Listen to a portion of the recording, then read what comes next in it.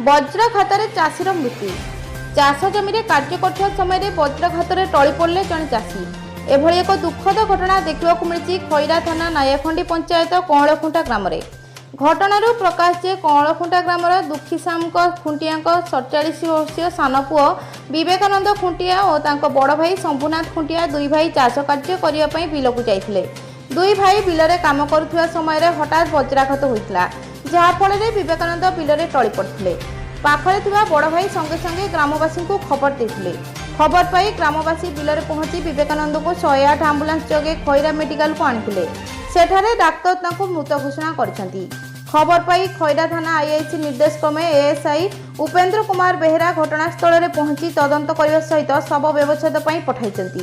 ବିବେକାନନ୍ଦଙ୍କ ମୃତ୍ୟୁ ଖବର ପାଇ ପରିବାର ସମେତ ସ୍ଥାନୀୟ ଅଞ୍ଚଳରେ ଶୋକର ଛାୟା ଖେଳିଯାଇଛି। ଖଇରାରୁ ହିମାଂଶୁ କୁମାର ଦାସଙ୍କ ରିପୋର୍ଟ, ଅଭୟ ଲାଇଭ।